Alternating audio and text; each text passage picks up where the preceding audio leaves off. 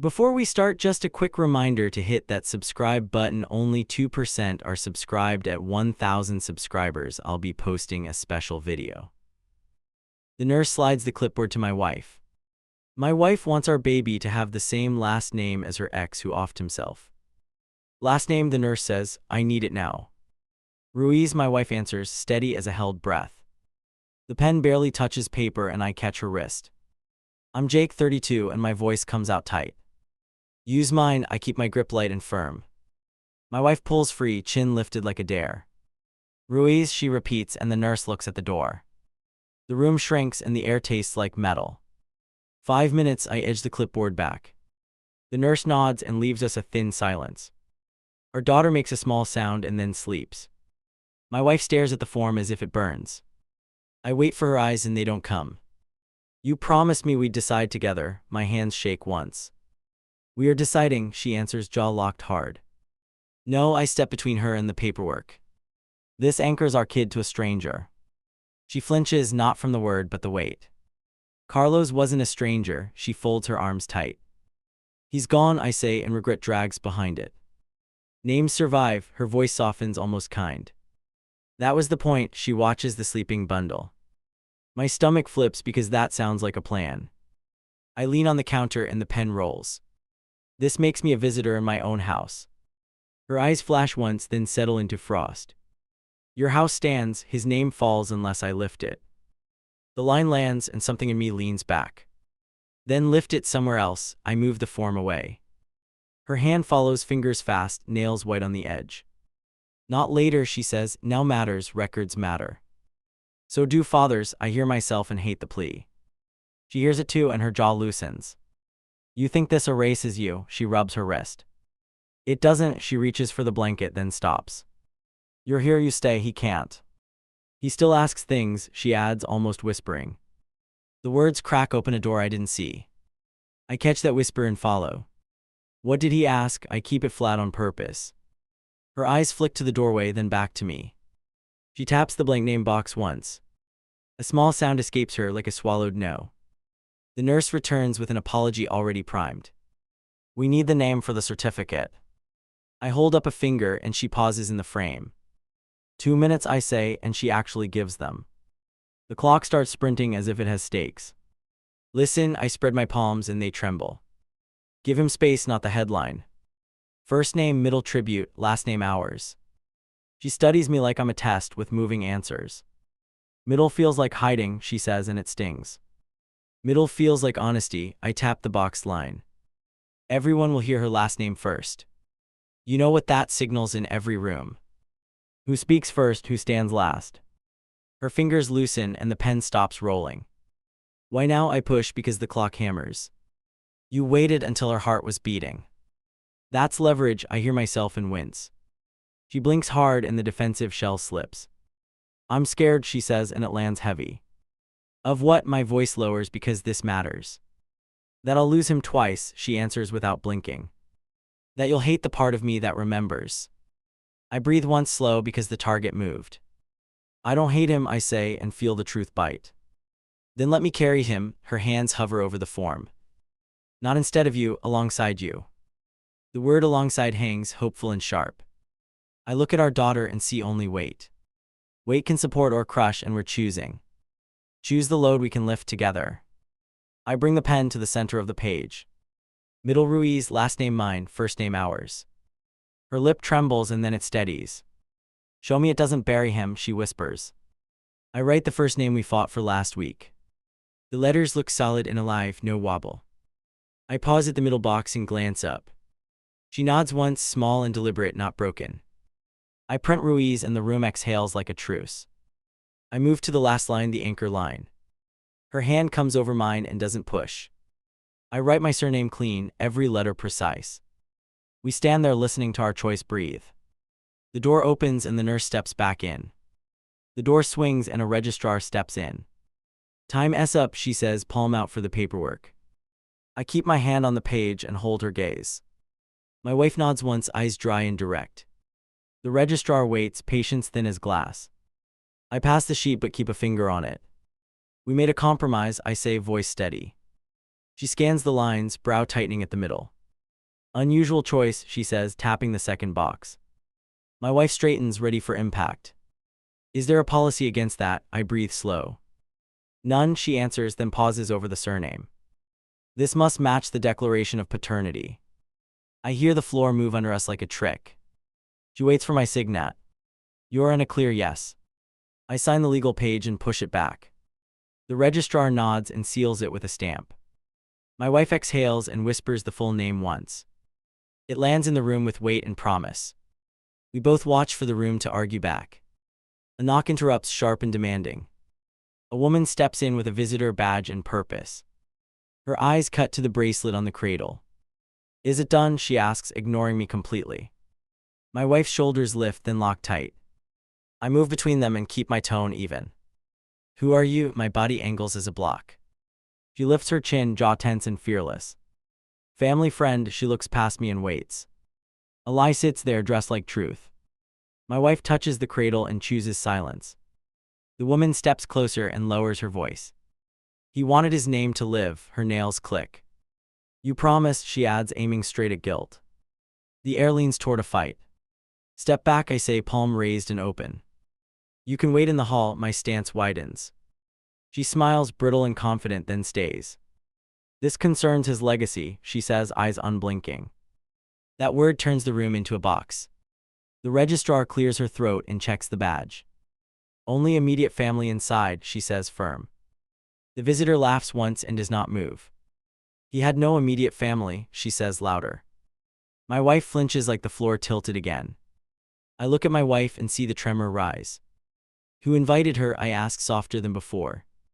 Her mouth tightens, then loosens with effort. I texted for support, she says, barely above air. That admission slides a wedge between us. The visitor steps closer, voice low and pressing. If the father line is closed, honor the man. My chest tightens because this is not abstract. This is our child, I answer, hands at my sides. Back off, I add, and my voice cuts. My wife looks at me and then at the visitor. Please wait outside, she says, steady and brave. The visitor shakes her head and plants her feet. You owe it, she says, lips barely moving. I feel my pulse jump like a thrown stone. The registrar picks up the phone with calm precision. If you refuse to leave, security will assist. The visitor's gaze flicks to the cradle and lingers. She steps back one pace, then only halfway. I'll be outside, she says, but it sounds like threat. The door shuts and the silence barks once. I turn to my wife and keep my voice level. You brought in pressure as insurance, I say. She stares at the closed door, throat working. I needed courage, she answers, and it burns. Then take mine, I say, and offer my hand. She looks at it, then grips hard and sure. The registrar finishes filing and looks relieved. Paperwork stands, she says, already packing up. What happens next is your call. Our daughter stirs with a soft protest. I lean over and say the whole name slowly. It fits like a team plan drawn under fire. My wife repeats it and her mouth steadies. We hold the line together for now. A buzz at the door breaks the quiet again. Security peers in with polite concern and patience. Everything okay? The taller one asks, scanning faces. It is, I answer and look to my wife. She nods, then glances toward the hall. Can we set visitor limits? I ask the guard. Absolutely, he replies, pulling a form from a pouch. He lists names we approve, then waits for one more. My wife hesitates, then shakes her head firmly. Only us, she says, and the guard writes. The visitor's badge lies on the counter, forgotten. The guard pockets it and leaves a warning.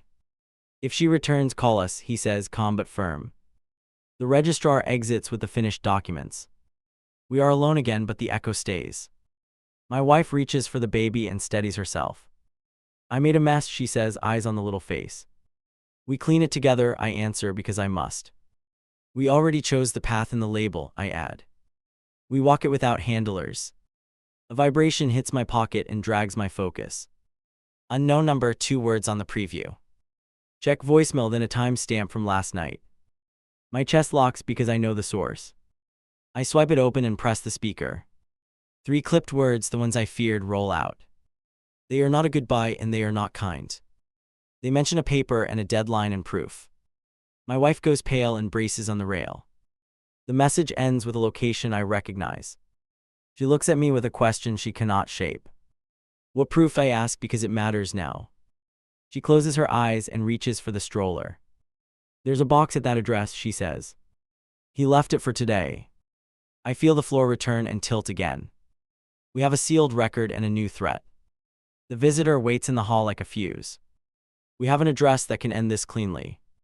Or light the whole thing on fire. I wheel the bassinet to the door and pause. We get the box now, I say, already moving. My wife tightens her coat and nods why. Without argument. Security opens a path and watches the corridor. The visitor's voice rises behind us like a siren. She rushes after us with clenched fists and heat. Do not touch his things, she snaps, quick and loud. I plant a palm on the wall and block her. You forced this far enough, I answer, breath controlled. Her jaw works and then she falls back 2 steps. We sign the checkout line and cross the threshold. My wife texts a ride and keeps eyes forward. I grip the carrier and count each stride down. We reach the curb and the driver waves us in. The city blurs and the voicemail plays again. Paper deadline proof, the words thud in my chest. My wife stares at the route on the screen.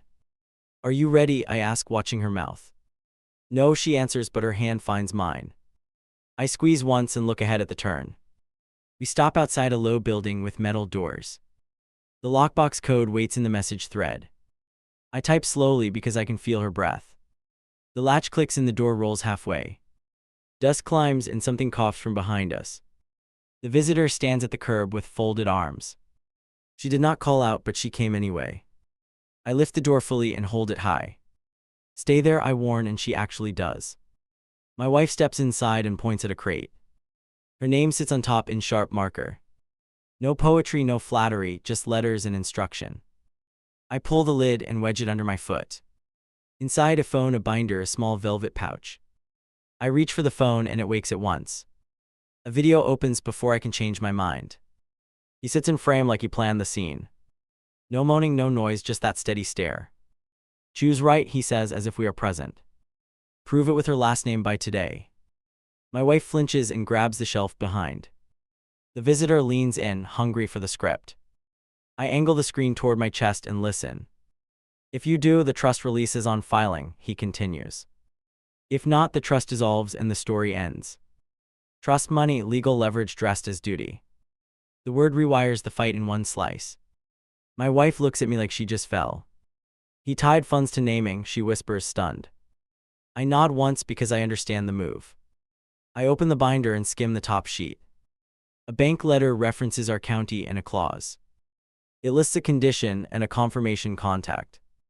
It names my wife as executor of distribution. The payout unlocks only with the Ruiz surname. My palms heat and then cool as I process. He turned grief into a lock with one key. Our deal from the hospital dodged his requirement. The visitor finally smiles with mean satisfaction. Now do you see, she asks, barely keeping quiet. I look straight at her and then past her. You knew, I say, and it lands hard. She looks bored and checks her watch. He trusted me, she replies, chin high. My wife's breath shortens and she steadies herself. I place the binder on the floor and crouch. The velvet pouch rattles when I lift it. Inside are 2 small rings and a note. He planned a ceremony without asking permission. A last attempt to script our family without us. I close the pouch and pocket it without comment. I will call the bank, I say, pulling the phone. My wife nods once and watches my hands.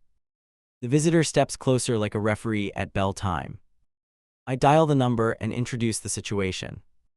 The officer answers with a clipped professional voice. He confirms the file exists and the condition stands. He asks for the birth certificate and the surname line. He requests a copy before close of business. He uses words that slice clean and leave marks. I lower the phone and face my wife. We can meet the role if we change it. We both know what that means and what it costs. The visitor shifts, suddenly eager for a yes. I feel rage rise and then flatten into resolve. I am not giving her to a ghost, I say. My wife holds my stare and does not blink. She will not carry a bargain on her back. I tap the binder and nod at the screen. Money helps, but not like this. The visitor scoffs as if I missed the point. This could set her up for life, she argues. Life with whose name, I counter, stepping closer. She retreats one pace because I do not yield. My wife lifts the carrier and moves beside me. We keep our decision from the ward, she says. Her voice is iron now, not ice. We do not reverse for a payout today. She looks at the box as if it bites. Burn it, she adds, and I believe her. I will not burn evidence while we are here. I need the timeline clear if trouble knocks. We document and return the key, I answer. She nods, understanding the risk and the plan. I shoot photos and save copies to my drive. The phone in the crate buzzes twice and stops. A calendar alert flashes on the screen. He set reminders to push this after delivery. Coordinated with his friend to apply heat now. It feels like playing chess with a ghost hand. I power the device down and bag it. We will hand it to a lawyer tomorrow. We will write a statement and attach the birth proof. We will decline the trust with clear language. We will own the name we gave her in that room. The visitor curses and throws her arms up. You are punishing him while he cannot answer. I straighten and step toward the daylight. I am protecting our kid from his unfinished story. The phrase hangs and the space changes shape. My wife takes one slow breath and squares her shoulders. We are going home, she says with finality. She hands me the carrier and walks past the box. I follow and pull the door until it locks. The echo trails us like a threat that lost teeth. On the curb, our driver waits without impatience. We climb in and pull the belts tight. The visitor remains on the sidewalk and stares. She lifts her phone and snaps a picture. I meet her lens and do not look away. My wife looks down at our daughter and smiles. This is the name she heard first, she says. We keep saying it until it sticks. I repeat it softly, one word after another. A small hand opens as if taking it. My phone lights with a subject line that chills me. Birth record change submitted. The sender is the county office. A queue number appears under it like a ticking fuse. I show my wife and she goes rigid. We go now, I say, grabbing the folder. At the counter, a clerk checks the screen. Someone filed a correction for the surname today. She looks up and measures our faces. It lists maternal consent and a witness. My pulse spikes because I know the witness. Freeze it, I say, knuckles white on the edge. We need to contest before approval. She nods and prints a challenge form fast. You must swear this response in person. She points to a glass door and a seal. Inside, a notary stamps while I read aloud. I state the name we registered at discharge. I state we agreed on the middle tribute also. I state that any other version is false. The oath stings because I hear my certainty. The clerk returns with a second printout in doubt. The request includes a video attachment as justification. She cues it up and tilts the monitor. His face appears again with that deliberate calm. He repeats the same ultimatum about the surname. My wife whispers no and steadies herself on the chair. He recorded multiple versions, I realize as it loops. Different dates, same pressure, same trick. The clerk clears her throat, uneasy and watchful. Do you know the person who filed this? A woman from the hospital hallway, I answer quickly. She used a badge to push past rules. The clerk types the name listed on the request. It matches a designated contact on the file. My stomach drops because he set her up well.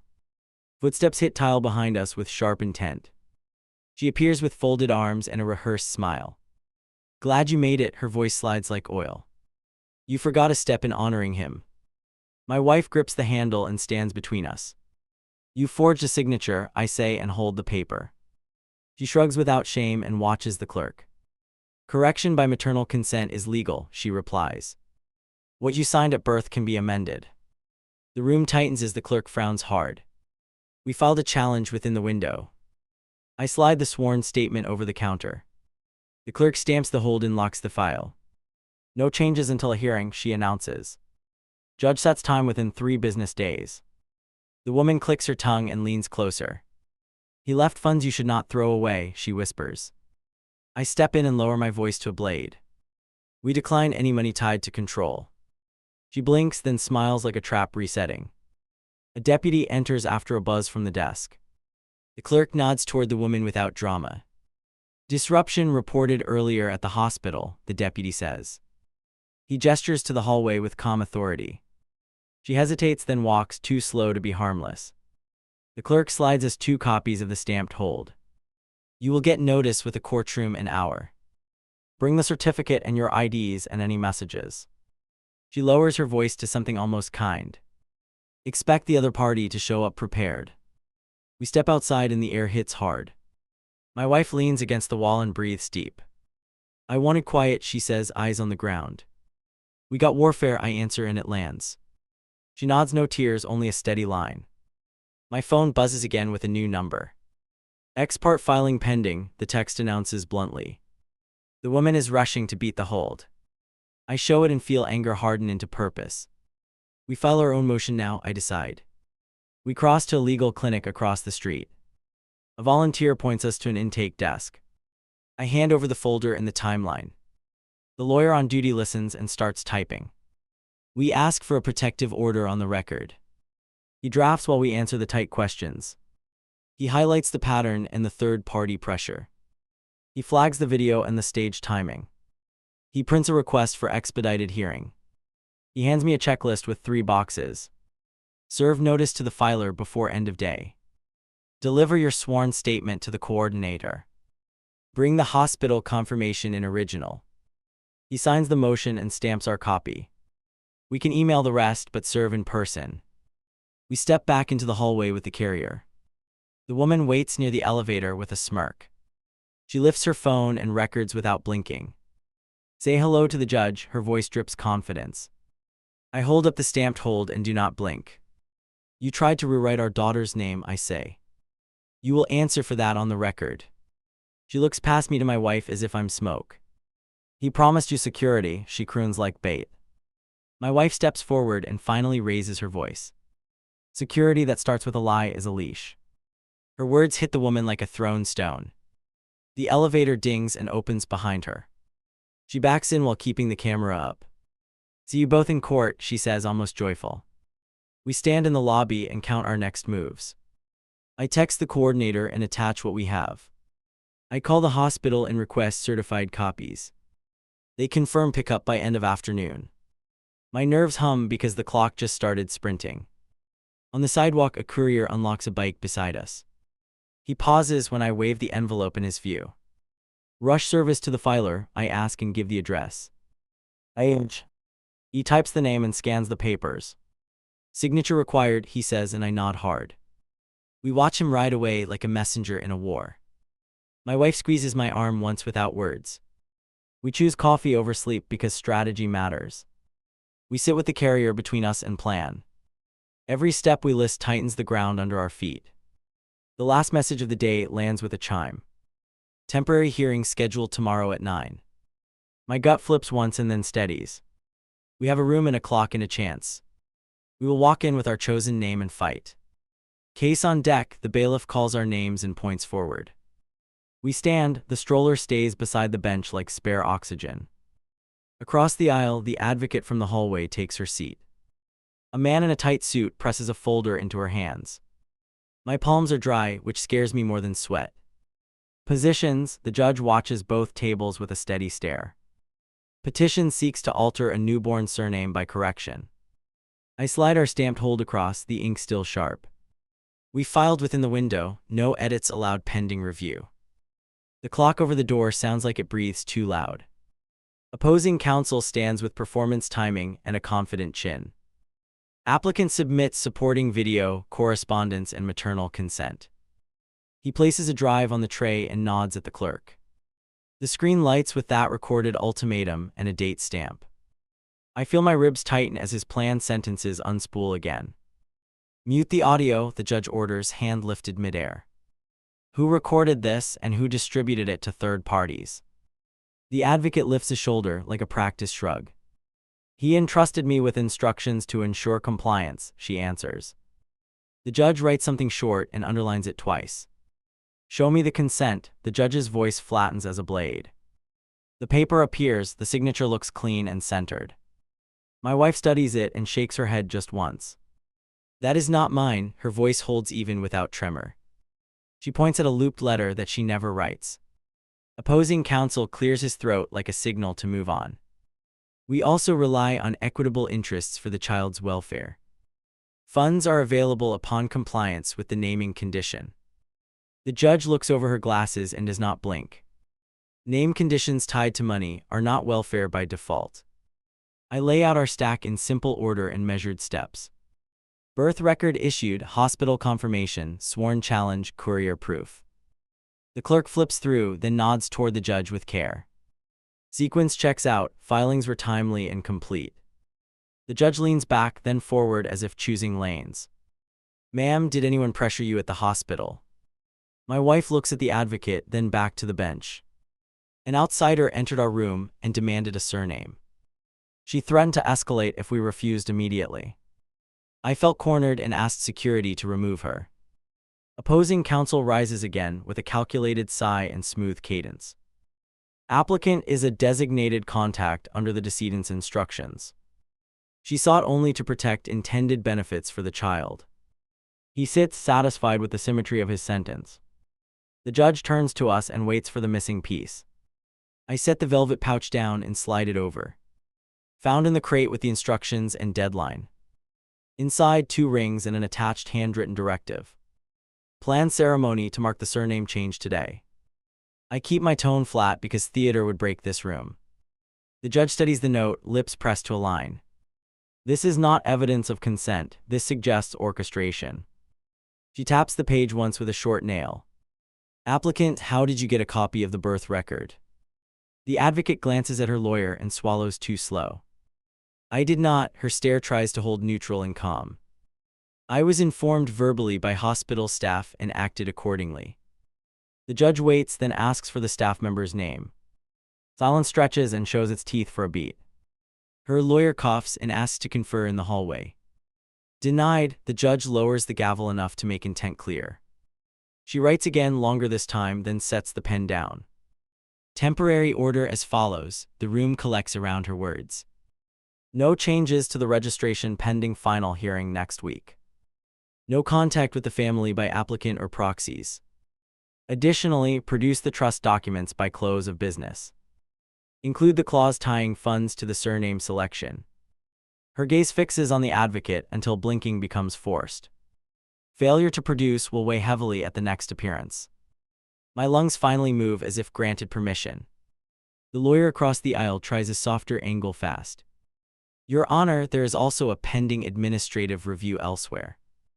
He slides a printout from a neighboring county's portal. Duplicate petition filed under an alternate spelling N. D-. My jaw sets hard as I clock the tactic. Clerks will be notified of this hold immediately. The judge signs another copy and hands it to the bailiff. Any shadow filings are stayed under this docket number. Her eyes return to us with a small pragmatic nod. Keep the child's routine steady, bring her if asked. We step into the corridor and the door clicks shut. The advocate closes distance with that phone already raised.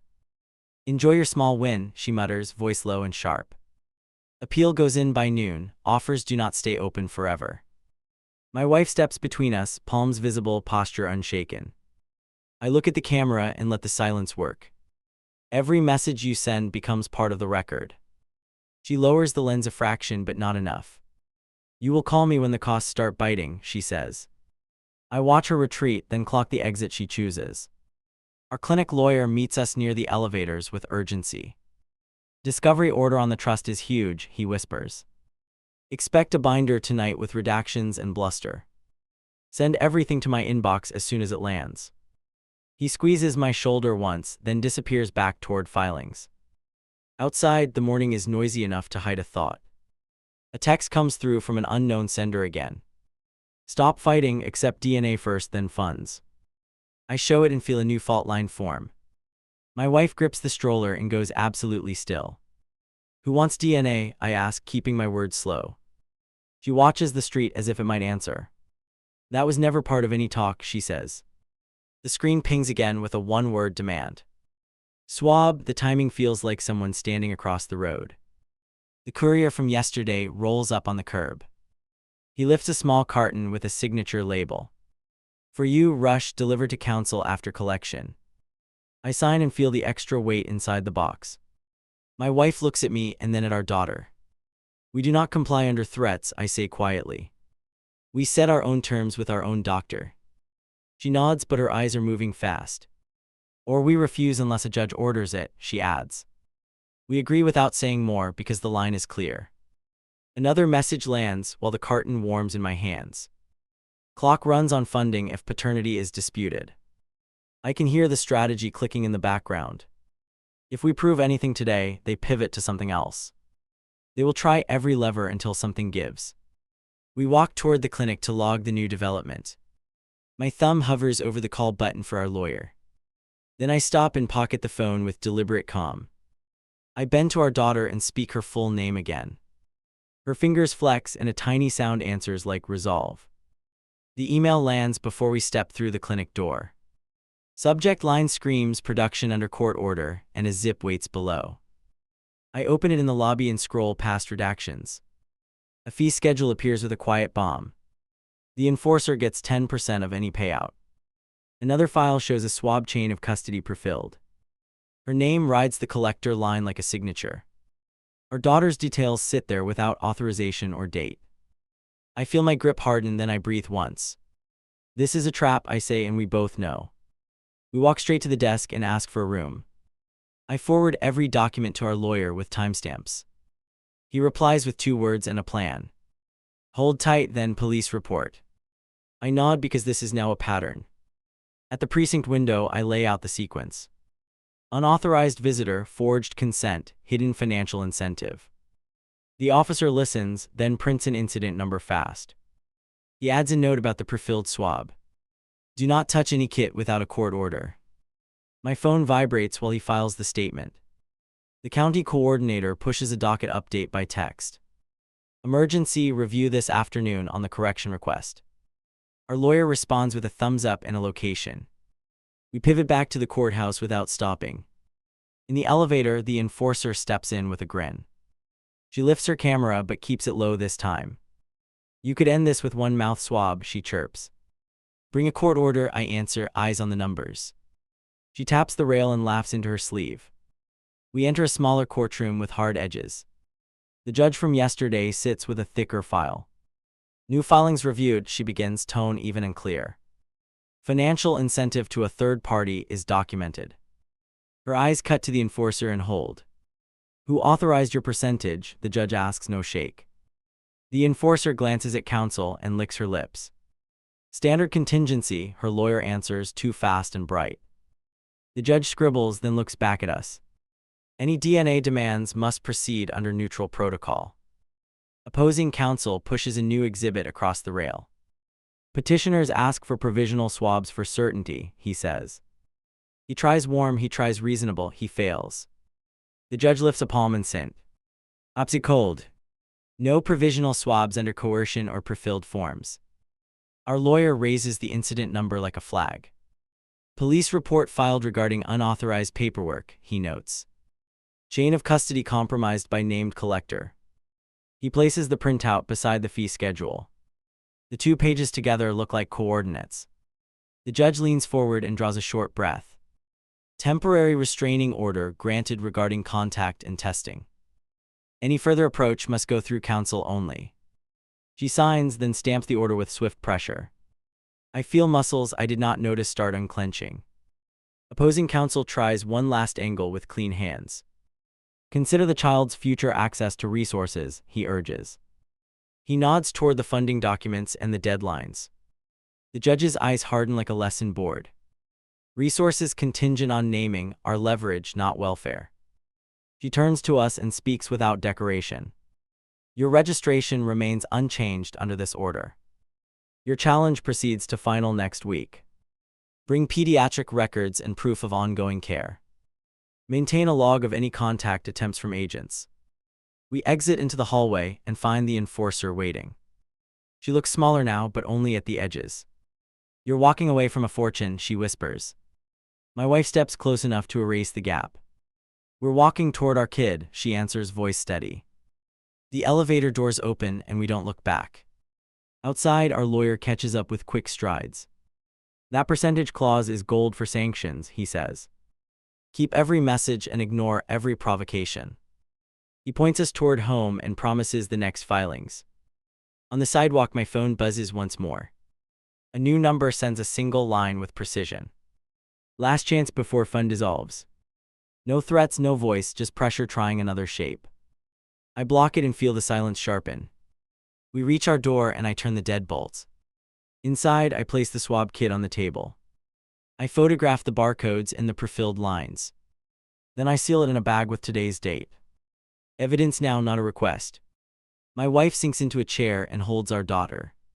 She murmurs the full name we chose in the ward. I repeat it slower like we are carving it. Each syllable settles and then stays. Something in me shifts and finally clicks. I open the saved voicemail and rename the file. Not a demand, not a will, not a guide. I label it exactly what it is. Pressure recording, then I archive it out of sight. We will play it only when truth needs bones. Later, another email lands from the fund administrator. They attach the entire agreement with the missing pages. A clause at the end lights up the screen. If the condition fails, funds go to the enforcer's nonprofit. My jaw tightens as the pattern completes itself. I forward it to our lawyer with 3 words. Now we understand, he replies with 1. Sanctions, the path to the finish line gets visible. Not short, not easy, visible. We put the kettle on and keep working. When I finally breathe, the house feels held by our choice. No ceremony, no pledge, just daily tasks in a line. We will show up at the next hearing with records. We will show up with logs and calm faces. We will show up with our daughter's name intact.